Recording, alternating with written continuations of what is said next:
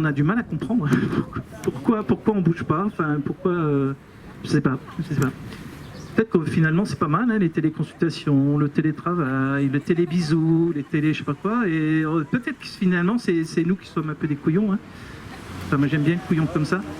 On va remettre un peu de musique, mais s'il y avait deux, trois interventions encore, ça serait pas mal. Et puis a priori, qu'on soit là ou qu'on passe là, qu'il y ait du matériel ou pas, ceux qui sont disponibles tous les dimanches, 9h30, qu'il pleuve, qu'il vente, qu'il neige, qu'il y ait du volcan, qu'il y ait du je sais pas quoi. Qu'il y ait des mails ou pas. Qu'il y ait des mails ou pas, parce que c'est en fait c'est chronophage, hein, donc il y a c'est Nicolas, hein, non, Jean-Charles.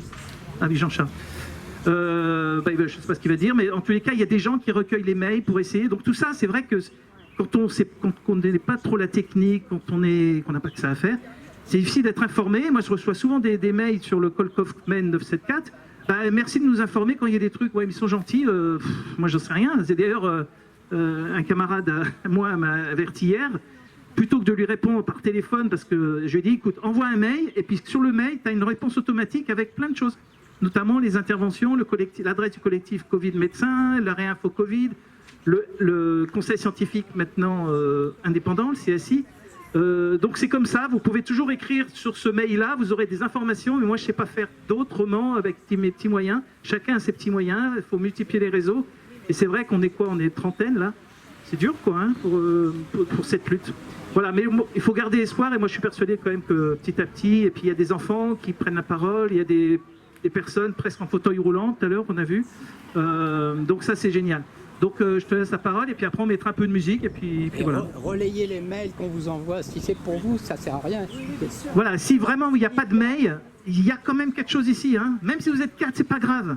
Donc tous les, sous le baobab quand il fait beau, si vous voyez que là-bas en cas de pluie, on peut quand même se relayer, là-bas c'est un peu abrité, il y a quand même des endroits où on peut se mettre même s'il pleut.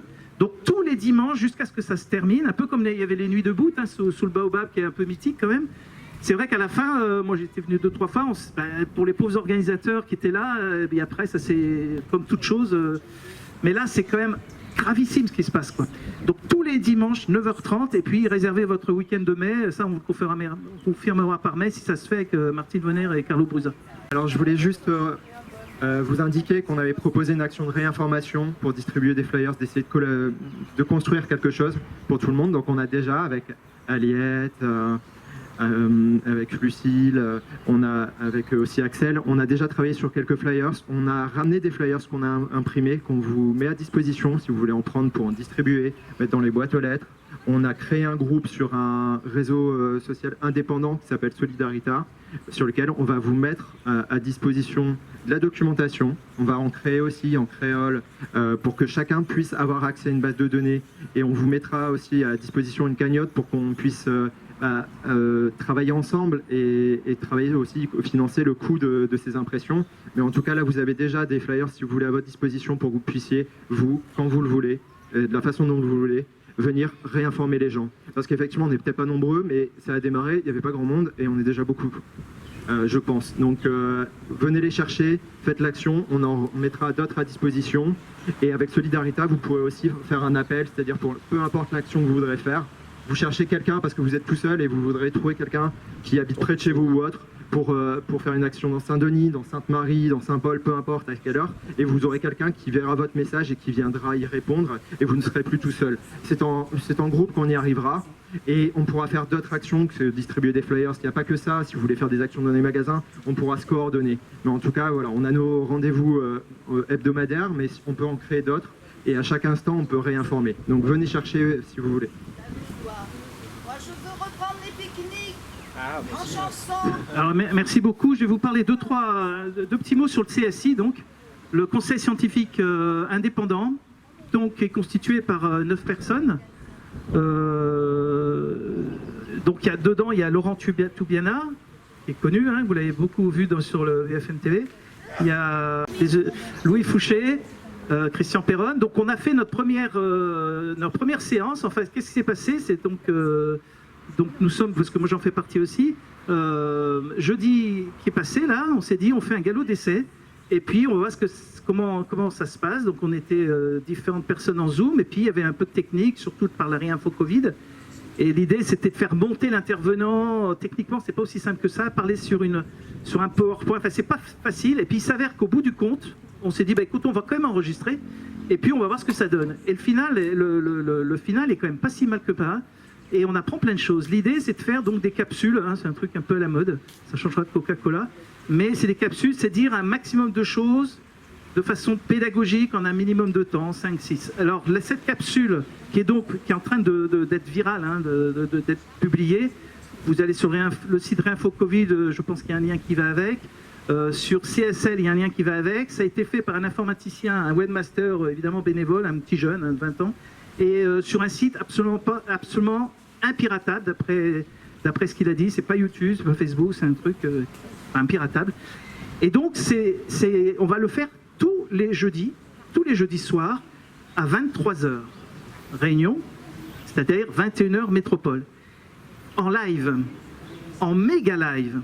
C'est-à-dire que toutes les personnes qui ont des Facebook, qui ont des YouTube, qui ont toutes ces chaînes, hein, eh ben, on va leur donner un lien et donc ça sera en direct. Et l'intérêt d'être en direct, c'est qu'on pourra répondre au chat. Localement, nous, on va transférer, on va essayer de relayer, mais de toute façon, ça peut être une chaîne, il y a plein de chaînes en métropole. Ça sera relayé notamment par Rond-Point 2.0. Outre-mer, non mais même, parce que de toute façon, Fouché avait été interviewé par Rond-Point 2.0 national. Donc toutes ces chaînes, alors il y en a plein, hein.